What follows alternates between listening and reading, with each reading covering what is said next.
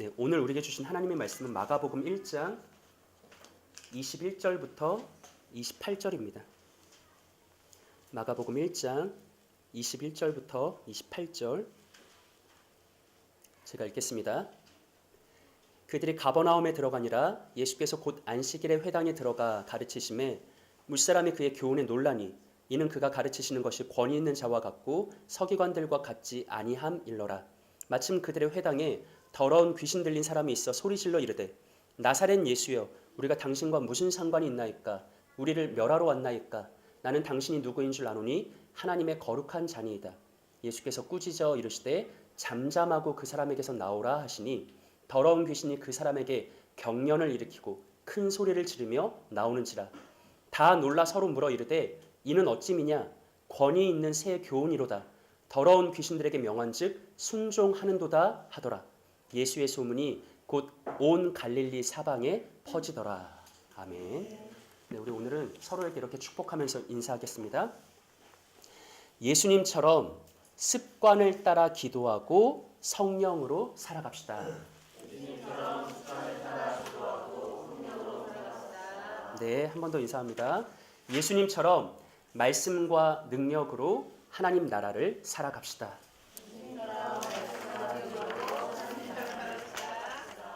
네, 감사합니다. 지난주에 우리는 예수님의 부르심이라는 제목으로 마가복음 1장 16절부터 20절에 기록된 예수님이 베드로, 안드레, 야고보, 요한 네 사람을 제자로 부르시는 그 장면을 살펴보았습니다. 예수님의 부르심은 세 가지 특성이 있었는데 첫 번째는 예수님은 그의 절대적인 기쁜 뜻을 따라 주권적인 의지로 먼저 우리를 불러주신다는 거였고, 두 번째, 그렇게 예수님이 부르실 때 그 부르심 자체에 놀라운 권위와 권세와 능력이 담겨 있다는 것. 마지막 세 번째, 예수님은 향방 없이 우리를 부르는 게 아니라 분명한 비전을 제시하면서 그 목적지로 나아갈 수 있도록 부르신다는 이 세 가지를 살펴봤었죠.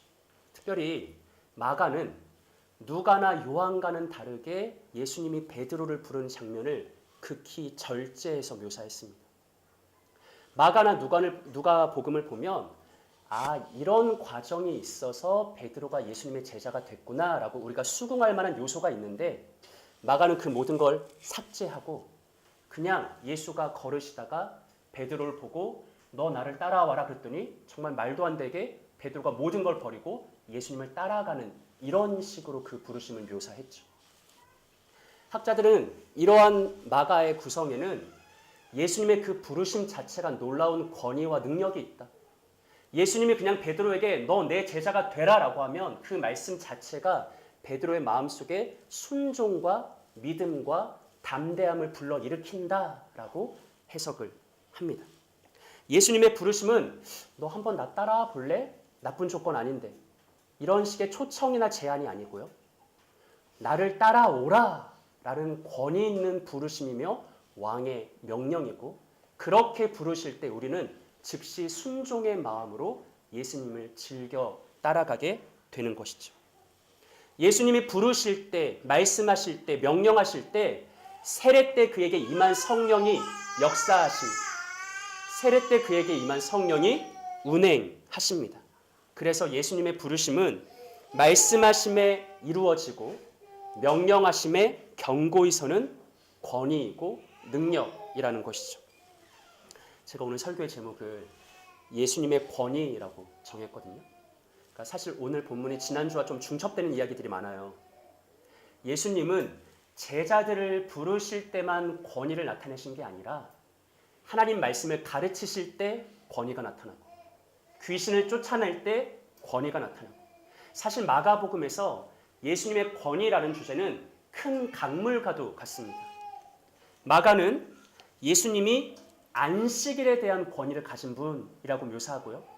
죄사함의 권세를 가진 분이라고도 묘사하고, 율법보다 더 큰 권위를 가진 분, 성전보다 더 큰 권세를 가진 분, 또한 심지어 자연을 향한 권세를 가진 분. 이게 어느 본문에서 드러나죠? 폭풍우를 잠재우고 바다를 잠잠케 하는 그 모습에서 마가가 증언하거든요. 이처럼 마가는 자신의 복음서를 통해서 끊임없이 예수님은 권위 있는 분이다. 그분에게 권세가 있다. 능력이 있다라는 주제를 강조합니다. 그래서 오늘 우리가 이 주제에 집중하려고 하는데 중요한 것은 이거지. 말씀은 우리에게 예수님에게 이런 놀라운 권위가 있다라고 선포할 건데 그 권위에 내가 진짜 지난주 베드로가 부르심 받았을 때 그 부르심에 순종했던 것처럼 오늘 이 예배에 참여한 말씀 앞에 선 우리들에게 예수님의 권위에 대한 순복이 있어야 되죠. 예수님이 말씀하실 때 그 말씀이 내 심령 안에 영혼 속에 어떤 능력으로 나타나야 되는 거죠. 바라기는 오늘 이곳에 모인 사랑하는 형제 자매 모두에게 주님이 권위 있게 말씀하실 때 그 말씀이 여러분 안에 무엇인가를 움직이고 만들어내는 능력으로 나타나는 은혜가 있기를 예수님의 이름으로 축복합니다. 자, 오늘 본문은요. 두 가지로 구분해서 살펴볼 수 있어요. 첫 번째는 21절과 22절인데 여기서 예수님의 권위는 가르침을 통해서 나타나고요. 두 번째는 23절부터 27절인데 여기서 예수님의 권위는 귀신을 쫓아내는 사역, 귀신 축출 사역, 축귀 사역이라고 보통 하죠.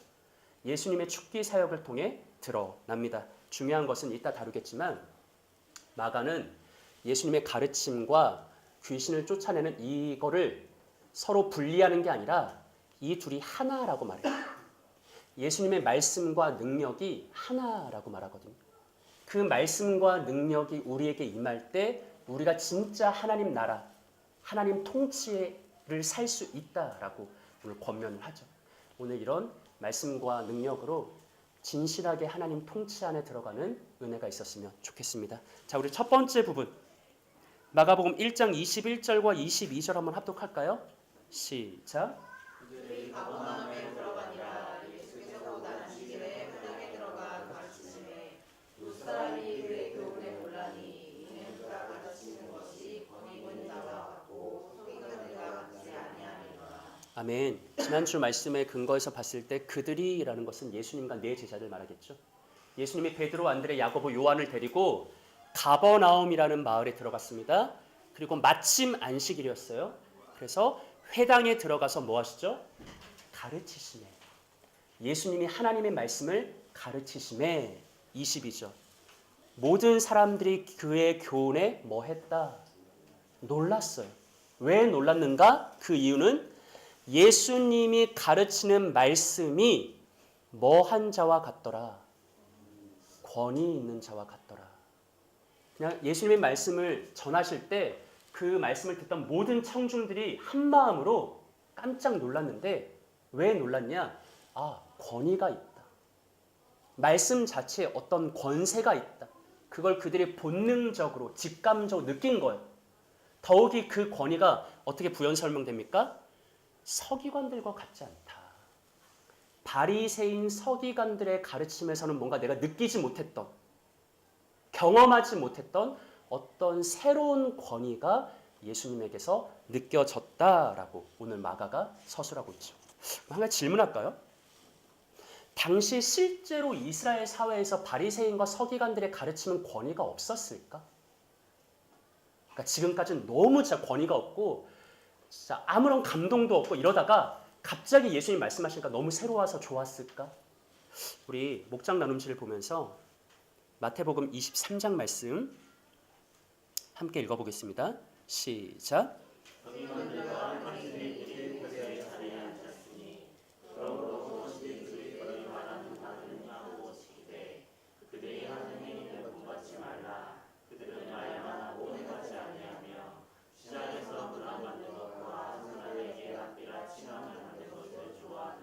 아멘. 자, 여러분 말씀을 보시면요.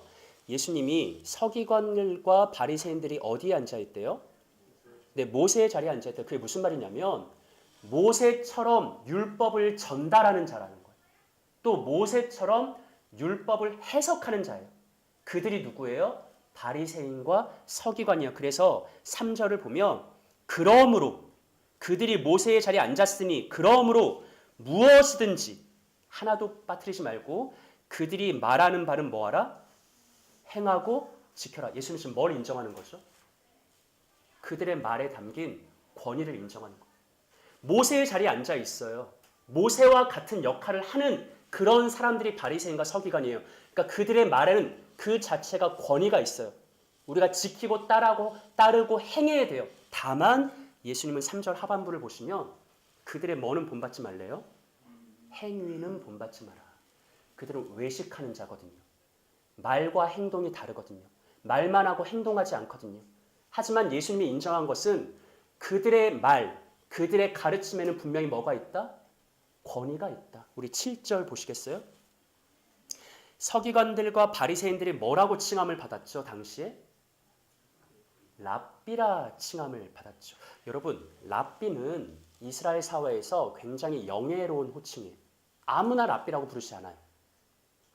뛰어난 몇몇 율법 스승들에게 주어지는 굉장히 영광스러운 호칭이거든요. 랍비의 문자적 의미는 나의 위대한 사람, 나의 높은 자, 혹은 나의 선생님이라는 뜻이 담겨 있습니다. 여러분, 우리가 예수님의 세례 때도 잠시 나누었었는데 구약의 말라기 선지자로부터 복음서에 이르기까지 약 400년 동안 하나님이 침묵하셨던 기간이 있었어요. 그래서 우리가 마가복음 강의에서 그 기간을 소외의 기간이다라고 했죠. 하나님과 이스라엘 백성들이 뭔가 소외의 상태에 있었다라고 했죠. 하나님이 400년 넘게 이스라엘 백성들에게 선지자를 보내지 않아요. 계시의 말씀을 주지 않아요. 침묵의 시간이었어요. 소외의 시간이었죠. 그래서 이스라엘 사회에 큰 변화가 일어나는데 어떤 변화냐면 더 이상 선지자가 없다 보니까 누구의 권위가 올라가냐면 선지자는 새로운 하나님의 말씀을 받아서 전달하는 자잖아요. 그가 아니라 이미 받은 말씀을 해석하는 자. 이미 주어진 말씀을 적용하는 자. 랍비들의 권위가 올라갔던 시대예요. 수백 년 동안. 그러니까 우리가 여러분 실수하지 말아야 되는 게 우리가 당시 이스라엘의 역사적 사회적 정황은 잘 모르면서 복음서만 보면 바리새인과 서기관들이 정말 쩌리 같잖아요. 전혀 그렇지 않아요. 당시 이스라엘 사회의 누구나 구성원들이 존경하는 자, 극히 높임 받았던 자들, 영예로운 자들, 누구나 그 권위와 권세를 인정했던 자들, 바로 그들이 바리새인이고 서기관이고 랍비들이었죠. 근데 놀라운 사실은 뭐냐면 어느 날 안식일에 나사렛 예수가 회당에서 말씀을 전하자 사람들이 서기관들에게 권위가 없었다는 게 아니라 바리새인들에게 권위가 없었던 게 아니라 랍비들이 뭔가 이상했던 게 아니라 예수가 말씀을 전할 때 지금까지는 경험하지 못했던 뭔가를 느낀 거예요. 예수님이 잠잠히 하나님의 말씀을 전할 때 그들의 심령이 움직여지고 그들의 마음이 깨어지고 그들의 영혼이 일어나는 뭔가 설명 못할 기이한 일들이 일어나서 그들이 한 목소리로 권위가 있다. 바리새인 서기관들과는 다른 뭔가 차원이 다른 이상한 권위가 있다라고 누가 강요한 게 아니라 그들이 스스로 그렇게 고백하고 확증했다라는 것이죠. 본능적으로 느꼈던 거죠. 내 안에 뭔가 일이 일어나고 있다. 내 가슴이 뜨거워지고 있다라는 것을 그들이 고백하며 예수님의 말씀에는 서기관들과 같지 않은 권위가 있다라고 말했던 겁니다. 예를 들면 이런 거죠. 무엇인가를 직접 보고 듣고 만지고 경험했던 자가 말하는 증언과 그에 대해서 전에 듣고 전에 들었던 사람이 말하는 증언에는 권위가 다를 수밖에 없죠. 듣는 사람으로 하여금 반응이 다를 수밖에 없죠. 마치 예를 들면 그것 같이 아니 그 이상으로 이스라엘 백성들은 서기관들과 바리새인의 가르침에서는 듣지 못했던 경험하지 못했던 어떤 새로운 신적 권위를 예수님의 말씀 속에서 분명히 보고 듣고 느꼈던 겁니다. 어떤 말씀하셨을까요? 안식일에. 우리가 바로 전에 예수님이 갈릴리에 오자마자 복음을 선포하시잖아요. 때가 찼고 하나님의 나라가 가까이 왔으니 회개하고 복음을 믿어라. 이 말씀 저는 분명히 하셨을 거라고 생각하거든요. 그 말씀을 할 때 이들이 권위를 느낀 거예요. 마치 예수께서 베드로를 부르실 때 뜬금없이 너 나를 따라오라 라고 했는데 그 즉시 베드로가 모든 걸 버리고 예수님을 따라갔던 것처럼 예수님이 이제 때가 찼다. 하나님의 나라가 임했다, 회개해라, 복음을 믿어라라고 할 때 모두가 거부할 수 없는, 어떤 저항할 수 없는 그 메시지가 정말 내 심령을 움직이고 순종하고 싶은, 그 말씀을 따라가고 싶은 어떤 놀라운 권위가 그 자리에 있었다라고 마가가 증언하는 거죠. 우리는 이것이 성령의 역사라는 것을 잘 알고 있습니다. 예수님이 세례받을 때 하늘에서 임하신 성령, 예수님과 늘 함께 하신 성령, 그분께서 예수가 하나님의 말씀을 전하자 온 회중들의 마음속에서 운행하시고 역사하시고 감동케 하셔서 그들로 하여금 이 말씀은 권위가 있고 권세가 있고 능력이 있다라는 이 고백을 하게 했던 것이죠. 여러분, 우리가 여기서 한 가지 조심해야 될 게 있습니다. 당부드리고 싶은 건데, 우리가 본문을 읽으면서, 여러분이 복음서를 읽으면서 예수님과 나 사이에 필요 이상의 거리를 두면 안 돼요. 예를 들면 이렇게 반응한 거예요. 예수님이야 당연히 하나님이니까 말씀하면 권위가 있지. 예수님은 메시아니까, 하나님의 아들이니까 그가 가르치실 때 사람들이 깜짝깜짝 놀라지. 이렇게 반응하면 안 된다는 거. 이게 잘 이해가 안 되실 수 있겠지만은, 물론 오늘 본문에서 마가가 강조하는 거는 예수님은 정말 하나님 아들의 권위를 가지고 있다, 메시아의 권세를 가지고 있다, 그리스도의 능력을 가지고 있다, 이게 맞는데, 그걸 가지고 예수님은 하나님이니까 그렇지, 예수님은 본래부터 특별한 분이니까 그렇지, 예수님은 저 높은 분이니까 그렇지라고 나와 거리를 두지 말라는 거죠. 이게 사실 오늘을 살아가는, 그리고 이 말씀을 대하는 우리에게 있어서 굉장히 중요한 부분입니다. 복음서를 보면서 예수님은 하나님이니까 당연하지라고 말하는 것은 한편으로 보면 되게 믿음 같잖아요. 근데 그건 단순한 믿음이 아니라 거기에는 복음서에 있는 예수님을 나와는 다른 존재로 규정하고, 그분이 하는 일은 일상이 아니라 초월이다라고 자꾸 내가 예수님을 밀어내면서 나와 거리를 두고, 그게 나한테는 일어나지 않아, 나와는 상관없어라는 일종의 직무유기가 될 수 있어요. 예수님은 원래 하나님이니까 그게 가능하지, 나는 아니야 라고, 그게 한편으로 보면 대단한 믿음 같지만 한편으로는 예수님을 내 일상에서 밀어내는 직무유기가 될 수 있다고요. 여러분, 성경이 강조하는 건 뭐냐면, 이것을 정말 강조합니다. 예수님이 하나님이시지만 복음서에 나타난 그의 일생은 철저히 사람의 일생이었어요. 예수님은 사람으로 이 땅에 오셨고요, 사람으로 이 땅에서 살아가셨고요, 단 한순간도 사람이 아닌 적이 없었고요, 철저하게 사람으로 메시아 사역을 감당하셨어요. 적나라하게 말하면 오늘 본문에서 예수님이 안식일날 가버나움 회당에서 하나님의 말씀을 가르치실 때 그 말씀을 전하는 예수는 누구죠? 사람이에요. 인간 예수가 말씀을 전했다고요. 우리와 똑같은, 우리와 무엇 하나 다르지 않는 인간 예수가 말씀을 전했는데 그 말도 안 되는 일이 벌어진 거예요. 근데 그걸 보면서 예수님은 하나님이니까 그렇지라고 생각하는 것은 우리가 복음서를 심각하게 오해하는 거고, 오늘 내가 이 일상 속에서 가져야 될 어떤 신앙을 부정하는 게 될 수 있다라는 것이죠. 그럼 우리의 마땅한 질문은, 본래 우리가 던져야 될 질문은 이거예요.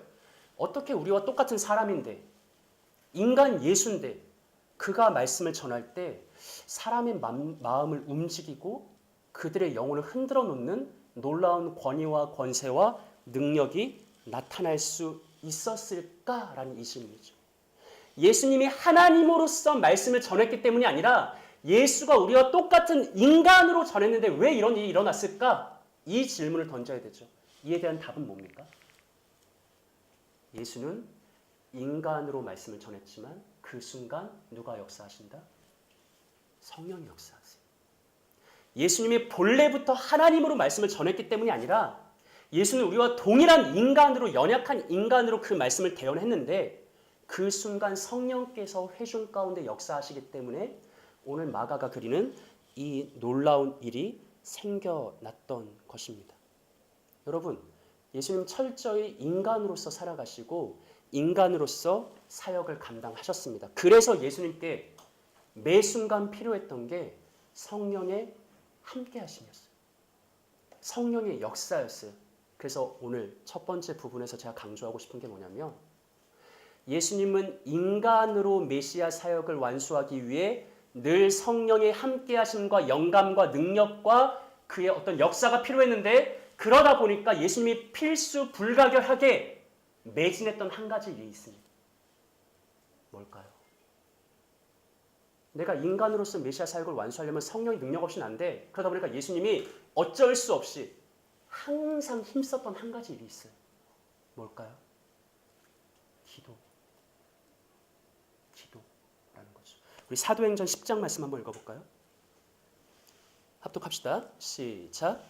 하나님이 나타낸 예수에게 성령과 능력을 기름부터 하셨으니 그가 두루 다니시며 성령을 하시고 마귀에게 들린 모든 사람을 고치셨으니 이는 하나님이 함께 하셨습니다. 아멘. 자, 말씀을 보세요. 하나님이 누구에게요?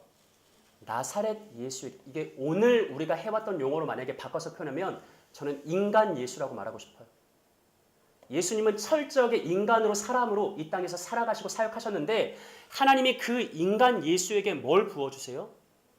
성령과 능력을 기름 붓듯이 부어주세요. 그래서 인간 예수가 두루 다니며 선한 일을 하고 마귀에게 눌린 모든 사람을 고칠 수 있었다라는 거예요.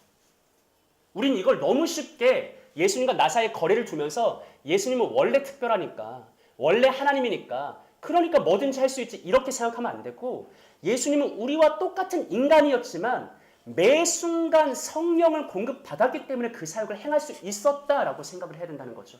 그 비결이 뭐냐? 매 순간 예수에게 성령의 능력이 함께할 수 있었던 비결은 뭐냐? 매 순간 하나님이 그에게 성령과 능력을 기름 붓듯이 부어줄 수 있었던 근거가 뭐냐? 성경은 기도라고. 예수가 매 순간 기도했기 때문에 하나님이 성령을 기름 붓듯이 부어줬고 그 성령의 능력으로 인해 예수님은 인간임에도 불구하고 그가 가르치면 권위가 나타나고 그가 행하시면 능력이 나타났다. 그렇게 예수님은 두루 행하시며 하나님 나라의 사역을 완수하셨다라고 말한다라는 것이죠. 여러분, 이 동일한 원리가 우리의 신앙과 우리의 공동체 예배에 적용되는 거예요. 그래서 제가 나와 예수님 사이에 거리를 두는 게 위험하다고 말한 거예요. 지금 이 순간 약속 있는 복된 주일에 우리가 함께 모여서 하나님을 예배하고 찬양하고 경배하고 있는데 조금만 우리가 상상력을 발휘하면 우리 세움 공동체만이 아니라 지금 온 지구상의 모든 교회가 약간의 시차는 있겠지만 모든 성도들이 약속이 있는 주일 예배 앞에 나와서 복되신 성부, 성자, 성령 하나님께 찬양하고 경배하고 예배하고 있어요. 근데 정말 우리 안타까운 현실이 뭐냐면 그 예배 때, 그 존귀한 예배 때 정작 하나님의 말씀을 흙으로 지음받은 인간 목사가 전한다는 거. 하나님의 말씀을 그 예배 때 연약한 인간 목사가 대언을 해요. 그래서 우리의 예배 때 어떤 현상이 벌어지냐면 온 세상 모든 교회에서 지금 예배를 드리고 있고 하나님의 말씀이 선포되고 있는데 어느 공동체에서는 그 옛날 서기관의 권위처럼 선포가 돼요. 그런가 하면 어느 공동체에서는 예수님과 같은 권위로 지금도 하나님의 말씀이 선포되고 있어요. 여러분, 이거는 사실입니다. 온 세상 모든 교회가 예배를 드리고 온 세상 모든 교회에서 지금 하나님의 말씀이 인간 목사를 통해 대언되고 있는데 그 말씀이 어떤 공동체에서는 그냥 아무런 감동 없이 아무런 능력 없이 그냥 인간이 전하는 말처럼 그렇게 선포되고 있고 그런가 하면 어느 공동체에서는 정말 예전 예수님이 그랬던 것처럼 놀라운 권위와 권세와 능력이 나타나는 말씀이 선포되고 있다고. 그 차이는 뭐죠? 계속 동일하게 질문하고 있는데 그 차이는 뭐죠? 그 예배 때 성령이 운행하셨는가? 그 예배에 말씀이 선포되는 순간에 성령이 각 사람의 마음을 만지고 있는가? 그들 가운데 역사하고 있는가? 이 차이 아닙니까? 예수님이 인간임에도 불구하고 흙으로 지음받은 사람임에도 불구하고 그가 말씀하실 때 놀라운 권위와 권세가 있었던 것은 성령의 능력 때문이었죠. 마찬가지라고요. 예수님은 하나님이니까 그랬지 이게 아니라 그때와 지금이나 동일한 원리 인간이 드리는 예배고 인간 연약한 사람이 선포하는 말씀이지만 우리의 예배 가운데 성령께서 운행하시고 성령께서 함께 하시고 성령께서 역사하신다면 이 예배 때 또한 말씀에 놀라운 권위와 권세와 능력이 나타나게 되는 것이죠. 그래서 우리는 기도해야 되는 거예요. 예수님은 그랬어요. 단 한순간도 성령이 함께하지 않으면 연약한 인간의 몸으로는 메시아 사역을 감당할 수 없기 때문에 예수님은 끊임없이 기도하셨습니다. 여러분 우리 요한복음 14장 말씀 한번 읽어볼까요? 합독합시다. 시작.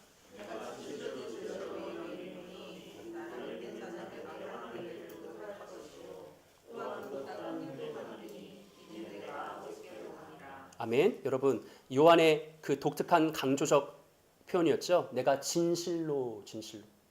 예수님 뭔가 어떤 확고한 진리를 강조해서 힘주어 말씀하실 때 변치 않는 진리예요. 뭘 말씀하세요? 나를 믿는 자는 내가 지금 이 땅에서 하는 일을 그도 할 거다. 심지어 뭘 약속하세요? 그보다 더 큰 일도 할 거다. 여러분 이 말씀은 예수님은 나랑은 달라. 예수님은 원래 하나님이야 나랑은 다른 존재 이렇게 생각하는 사람은 죽었다 깨나도 이 말씀이 성취될 수가 없어요. 예수님은 원래 하나님이니까 그런 일을 했지. 근데 내가 어떻게 그런 일을 해? 그보다 더 큰 일을 내가 어떻게 해? 이런 관점으로는 이 말씀이 그 사람의 삶에 성취될 여지가 없어요. 예수님이 이렇게 말씀하신 건 뭐냐면 이 문맥 속에서 나를 믿는 자는 내가 하는 일을 할 거야. 더 큰 일도 할 거야. 그리고 나서 그 다음 구절에서 뭘 약속하시냐면 내가 이제 여기 12절 맨 하반부에 뭐라고 됐습니까? 이는 내가 뭐함이라? 아버지께로 가미라. 예수님 그 말씀 다음에 뭐라고 하시냐면 내가 아버지께로 가면 하늘로 올라가면 보혜사를 보낼 거야. 내가 인간의 몸으로 이 땅에서 행할 때 나와 늘 함께 하셔서 인간의 모든 것을 초월한 권위를 가지게 하셨던 그 성령께서 내가 아버지께로 가면 너희에게 찾아올 거야. 내 이름을 믿는 자에게 보혜사가 오실 거야. 성령께서 늘 함께 하실 거야. 그 성령이 있으면 내가 하는 일을 너희도 한다. 그보다 더 큰 일도 한다라고 예수님이 약속하셨던 거죠. 예수님은 진실로 자기 삶에 성령의 능력이 필요했던 연약한 인간이었고요. 그래서 그 성령의 능력을 늘 자신의 삶 속에 간직하고자 끊임없이 기도하셨던 분입니다. 우리 누가복음 22장 39절 말씀 볼까요? 합독합니다. 시작.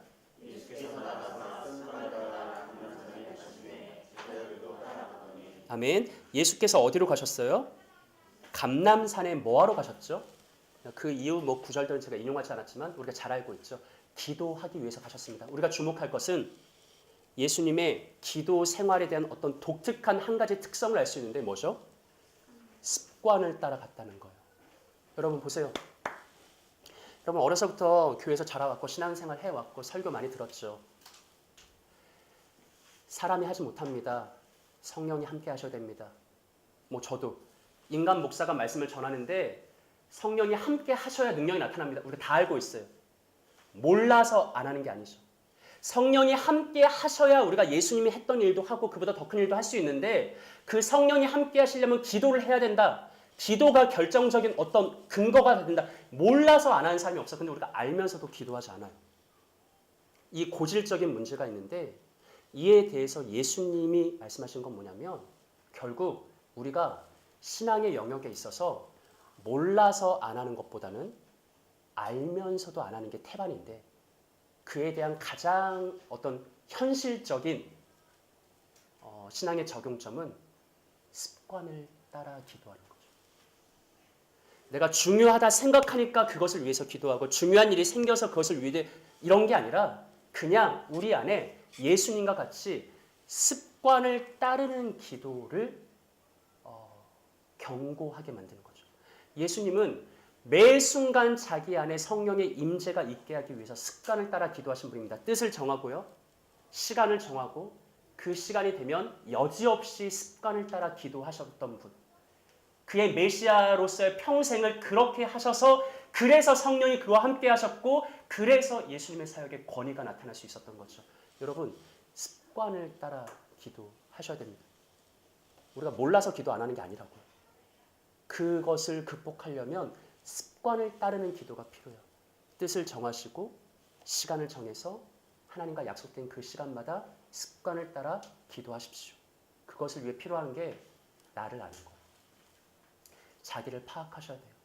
자기 삶의 패턴, 자기의 성향, 자기의 기질을 냉철하게 분별하시고 자기에게 가장 맞는 적합한 패턴을 만들어내시고 기도의 습관을 만들어내셔서 예수님과 같이 정해진 때를 따라 습관대로 하나님께 나아가 기도하시면서 늘 성령의 함께 하심을 구하시고 또 우리 공동체 예배가 그런 성령이 함께 하심으로 인해 말씀의 능력이 나타나는 그런 우리의 예배가 될 수 있도록 우리가 함께 습관을 따라 기도하는 그런 복된 신자의 삶을 살아갔으면 좋겠습니다. 자, 오늘 본문 두 번째 부분인데요. 특별히 두 번째 부분이 어떻게 시작되는지 눈여겨보셨으면 좋겠습니다. 우리 목장 나눔지를 보면서 교독할까요? 마침 그들의 회당에 더러운 귀신 들린 사람이 있어 소리질러 이르되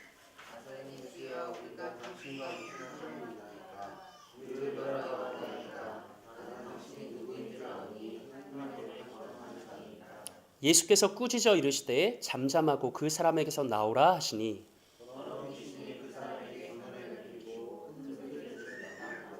아멘. 자, 예수님의 권위 있는 가르침에 이어서 예수님이 귀신을 쫓아내는 사역이 이제 이어지는데 23절에 이 두 번째 부분이 어떤 표현으로 시작하고 있어요? 마침이라고 하죠. 예수께서 권위 있게 하나님의 말씀을 가르치고 있는데 마침 다른 성경 번역은 바로 그때 예수님이 권위 있게 하나님의 말씀을 가르치고 있는데 그 말씀을 듣던 사람들 중에 알고 보니까 귀신 들린 자가 있었던 거예요. 근데 예수님이 권위 있게 말씀을 선포하시자 그 귀신 들린 사람이 갑자기 소리를 지르면서 이렇게 말합니다. 나사렛 예수여, 우리가 당신과 무슨 상관이 있나이까? 우리를 멸하러 왔나이까? 나는 당신이 누구인 줄 아노니 하나님의 거룩한 자니이다 라고 말을 해요. 그러자 예수님이 귀신을 꾸짖으면서 이렇게 바로 말씀하십니다. 잠잠하고 그 사람에게서 나와라. 그러자 성경은 더러운 귀신이 그 귀신 들렸던 사람에게 경련을 일으키게 하고 큰 소리를 지르며 나왔다라고 증언합니다. 여러분 기억하실지 모르겠는데 제가 설교 서두에 우리가 오늘 두 가지를 살펴볼 거다. 하나는 예수님의 권위 있는 가르침이고 하나는 예수님이 권위로서 능력으로서 귀신을 쫓아내는 거다.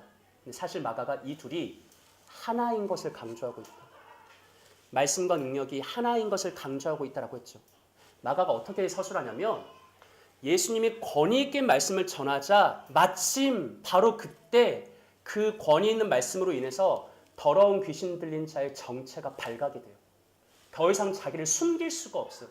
예수님의 권위 있는 말씀 앞에. 그리고 그가 예수님께 막 이런저런 얘기를 하자 예수님이 즉시 잠잠하고 나가라 하니까 정말 그대로 순종하게 되는 놀라운 능력이 나타났다라는 것이죠. 마가는 예수님의 말씀과 능력이 하나라는 것을 강조해요. 이것은 이어지는 그 회중의 고백을 통해서도 드러나는 사실이거든요. 27절 말씀 한번 읽어볼까요? 네, 합독합니다. 시작.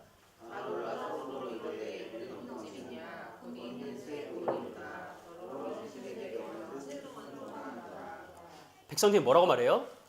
이는 어찌미냐? 권위 있는 뭐로다라고 하죠? 교훈이래요. 가르침이래요. 말씀이래요. 근데 그 말씀이 뭐래요? 더러운 귀신에게 명하면 순종하게 하는 말씀이래요. 그러니까 이스라엘 백성들은 예수님의 그 말씀과 일련의 사건들을 경험하면서 그거를 말씀 따로 능력 따로 보는 게 아니라 이게 권위 있는 새 가르침이다. 권위 있는 새 가르침이 뭐냐? 말씀을 하면 능력이 나타납니다. 말씀을 하면 귀신조차 순종할 수밖에 없다. 말씀을 하면 귀신이 나갈 수밖에 없다. 그들이 예수님을 보았던 새 권위는 말씀과 능력이 하나로 결합되어 있는 어떤 전혀 새로운 형태의 권세, 어떤 권위, 바로 이것이었다라는 것이죠. 여러분, 오늘 본문은요 어떤 의미에서 중요하냐면 우리가 지금까지 마가복음 1장의 여러 가지 이야기를 다뤘잖아요. 그 지금까지 다뤘던 게 오늘 말씀에서 어떤 소결론이랄까? 어떤 작은 확증이랄까? 이런 부분이 나타나요. 자, 한 가지 살펴보죠. 예수님의 세례 사건이 있었습니다. 예수님이 세례를 받으셨죠. 그때 하늘이 갈라지고 성령이 임하며 하나님 아버지께서 이는 내 사랑하는 아들이다. 이가 바로 내 아들이다. 하나님의 아들이다. 메시아 그리스도라고 선포해 주셨어요. 그 세례 사건이 있었죠. 그 다음에 어떻게 됐습니까? 예수님은 어디로 들어가시죠? 광야로 들어가시죠. 40일 동안 성령의 인도함을 따라 사탄과 투쟁을 벌여요. 그리고 예수님이 사탄에게 승리하셨죠. 예수님의 승리 사건이 있어요. 그 다음에 예수님이 갈릴리에 오셔서 복음을 선포하셨는데 그 복음의 내용이 뭐였죠? 때가 찼다. 그리고 이제 뭐가 가까이 왔다? 하나님의 나라가 가까이 왔다. 하나님의 통치가 가까이 왔다. 지금까지 성경이 어떤 선포, 선언으로만 했던 그 모든 것들이 이제 실제 이스라엘 백성들의 삶 속에 현실로 확증되는 게 바로 오늘 본문입니다. 예수께서 갈릴리 가버나움 회당에 가셔서 하나님의 말씀을 가르치시고 귀신을 내어 쫓았다.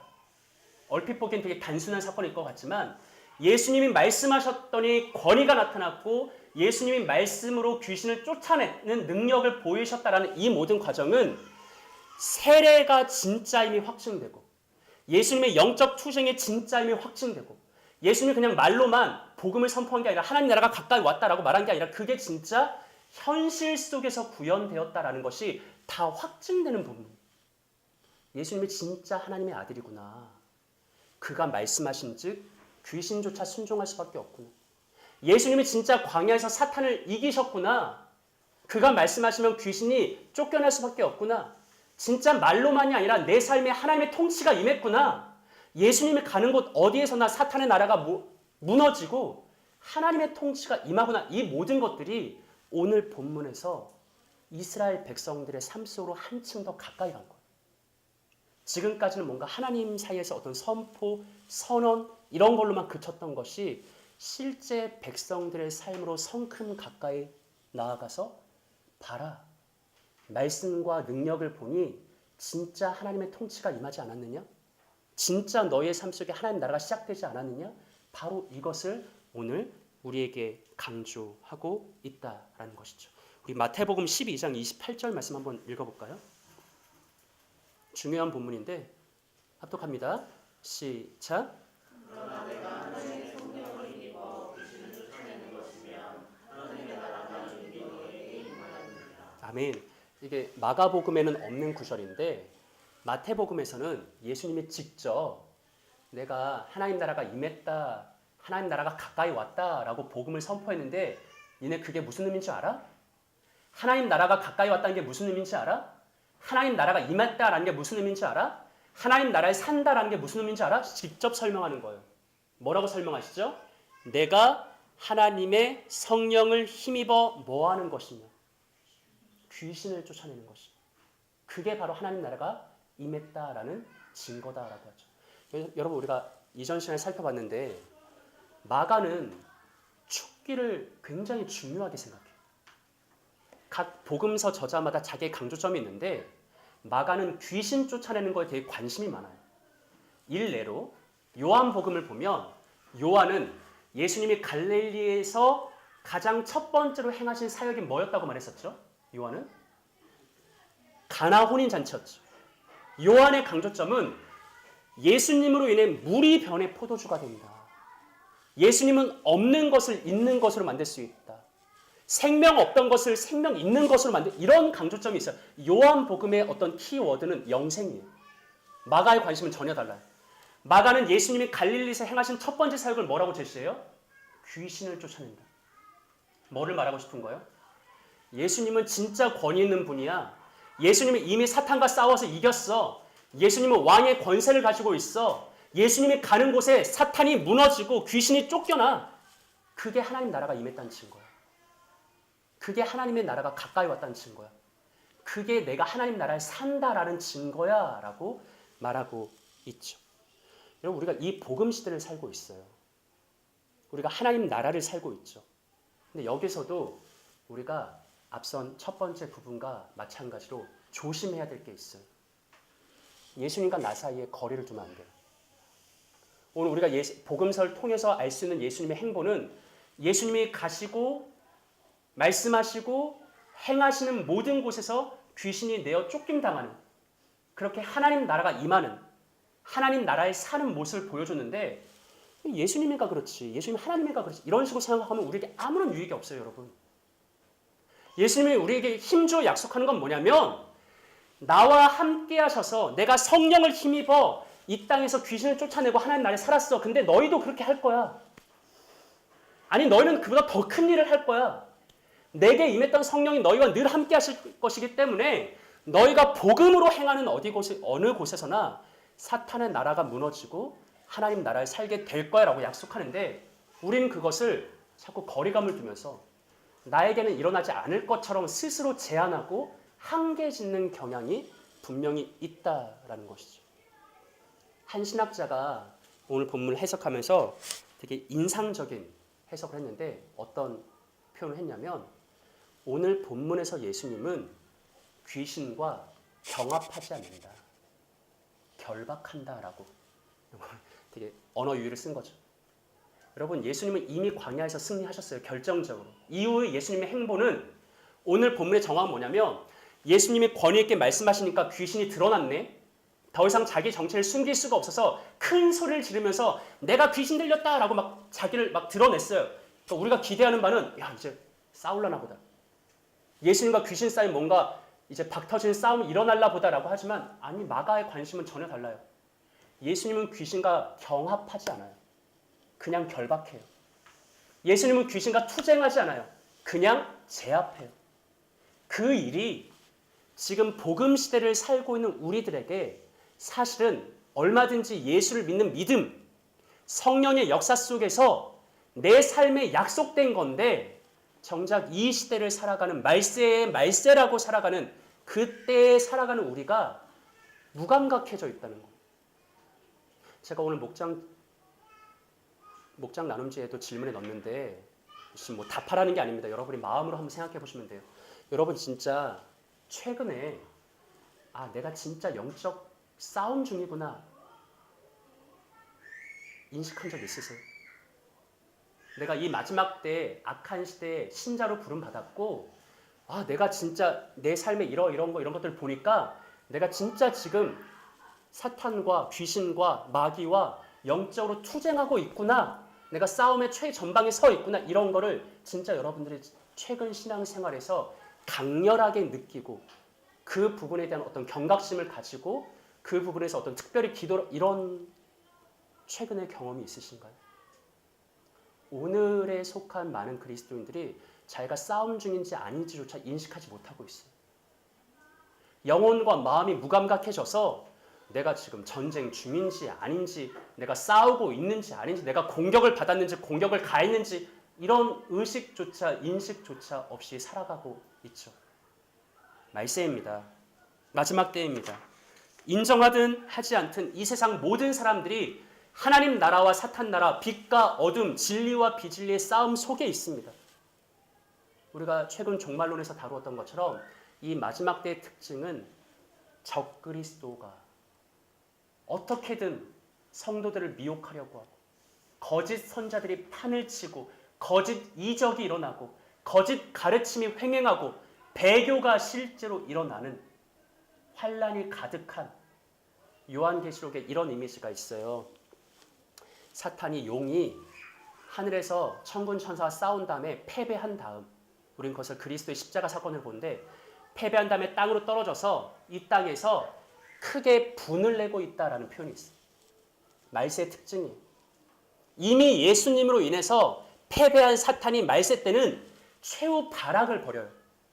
오늘 본문에서 예수님이 권세로서 귀신을 쫓아낼 때 귀신이 그 귀신 들린 사람 몸에서 나가잖아요.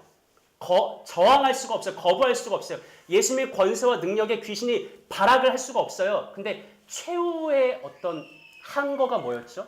기억나세요? 귀신 나가면서 뭘 하죠? 격려를 일으켜요.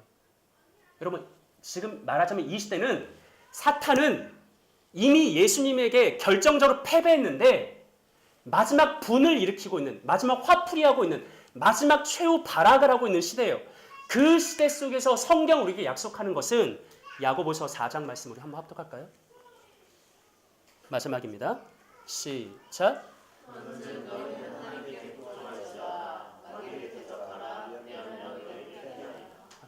여러분, 마지막 때 하나님이 약속하는 것은 마귀와 싸워라, 막 치열하게 막 경합을 벌이고 막 이게 아니에요. 예수님처럼 마귀를 대적하라 그러면 성령의 능력으로 그가 피할 수밖에 없다. 경합이 아니라 결박하라인데 우리는 맞서 싸우면 이길 수 있는 이미 승리가 약속되어 있는데 정작 내가 싸움 중인 걸 모르고 싸움에 참여하지 않고 전쟁 중이라는 경각심이 없이 말세임에도 불구하고 어떤 굳어진 마음으로 무감각해진 마음으로 살고 있지 않은가. 다시 한번 말씀 앞에 서서 시대를 분별하고 여러분들에게 권면합니다. 얼마든지 사탄과 귀신과 마귀와 맞서 싸울 때 우리에게는 예수님의 승리가 이미 약속되어 있다. 그래서 진정으로 하나님 나라를 살 수 있다라는 것 말씀을 통해서 다시 한번 확증받고 기도의 삶을 회복하셔서 그렇게 정말로 하나님 나라를 살아가는 복된 우리 되기를 소망합니다. 우리 함께 찬양하고